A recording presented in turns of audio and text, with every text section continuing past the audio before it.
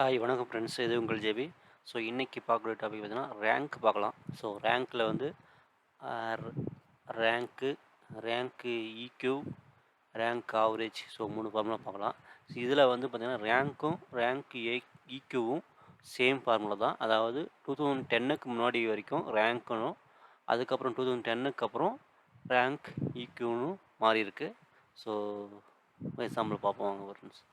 So ரேங்க்கோட Sintex பார்த்தீங்கன்னா எந்த number அப்புறம் எந்த லிஸ்ட்டிலேருந்து அந்த ரேங்க் கண்டுபிடிக்கணுன்றது. ஸோ நம்ம 102 நம்பரை வந்து இந்த 4th ரோவிலிருந்து நம்ம வந்து 100 வரைக்கும் இருக்கிறத நம்ம பார்க்க போகிறோம். ஓகேங்களா. ஸோ அடுத்து வந்து ரெஃபரன்ஸ் வந்து நம்ம ஃபுல்லாக செலக்ட் பண்ணிக்க போகிறோம். ஸோ இதை வந்து நம்ம லாக் பண்ணிக்க போகிறோம் அந்த ரேஞ்சை.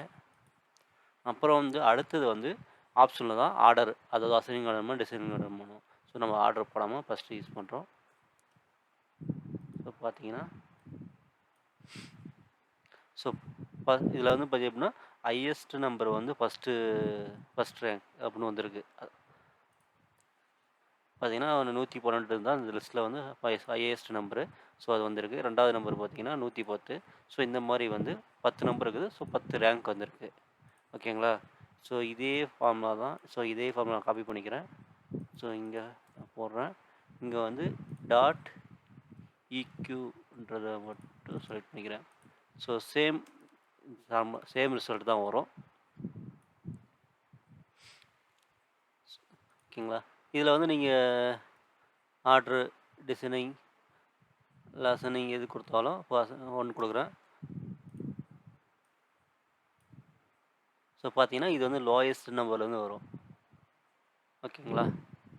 அதே மாதிரி இதுவும் 1 கொடுத்தீங்கன்னா அசனிங்கிறதுனா ஃபஸ்ட்டு ஸ்மால் நம்பர்லேருந்து பெரிய நம்பருக்கு வரும். ஸோ ஸ்மால் நம்பர் வந்து 100. ஸோ ஃபஸ்ட் ரேங்க்னு வந்தது. ஓகேங்களா. இப்போ வந்து ஆவரேஜ் போடுவோமா. Rank average. ஸோ ரேங்க் ஆவரேஜ்ன்றது வந்து என்னென்னா, இப்போ வந்து பார்த்திங்கன்னா இந்த லிஸ்ட்டில் வந்து பார்த்திங்கன்னா எல்லாமே வந்து யூனிக் ரெக்கார்டு தான். அதாவது டூப்ளிகேட் எதுவும் இல்லை. சேம் நம்பர் வந்து ரிப்பீட் ஆகலை. சேம் நம்பர் ரிப்பீட் ஆனால் அதை வந்து ஆவரேஜ் பண்ணி உங்களுக்கு ரேங்கை காட்டும். அதுதான் வந்து ஆவரேஜ். ஸோ சின்டெக்ஸ் எல்லாம் சேம் தான். இதுக்கும் வந்து நம்பரு, ரெஃபரன்ஸு, அப்புறம் ஆர்டரு. ஸோ சேம் எல்லாமே சின்டெக்ஸ் எல்லாமே சேம் தான். ஓகே, லாக் பண்ணிக்கிறேன். ஓகே, ஆர்டர் வந்து நம்ம 1 கொடுத்தோமா, இதுவும் அதே மாதிரி 1 கொடுத்துட்றேன். ஸோ இப்போ வந்து பார்த்திங்கன்னா எதுவுமே டூப்ளிகேட் இல்லை. ஸோ இங்கே என்ன ரிசல்ட் வருமோ அதே ரிசல்ட் தான் வரணும். ஸோ நான் மாற்றிட்டேன்னா ஓகே, ரெஃபரன்ஸ் தப்பாக போட்டிருக்கேன். ஓகே, இப்போ பார்த்தீங்கன்னா சேம் ரிசல்ட் தான் வந்திருக்கா. ஸோ சப்போஸ் பார்த்தீங்கன்னா நாங்கள் வந்து 102ன்னு போடுறோம்னு வச்சுக்கோங்க. பார்த்தீங்கன்னா இது 2 நம்பருக்கு மட்டும் எதுனா 2.5 வந்துடும். ஸோ இங்கே 2ன்னு வந்திருக்கு, இங்கே வந்து 2.5. ஸோ இந்த அது வந்து ஆவரேஜ் எடுத்துக்கும். ஓகேங்களா. ஸோ இதுதான் வந்து ரேங்க் ஆவரேஜோடைய சின்டெக்ஸு ஃபங்க்ஷனு.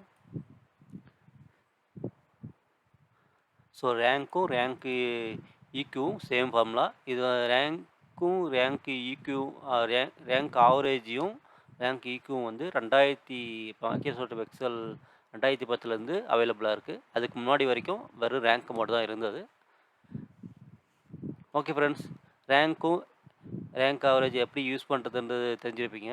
ஸோ அடுத்து ஒரு நல்ல வீடியோ சந்திப்போம். தேங்க்யூ, பாய்.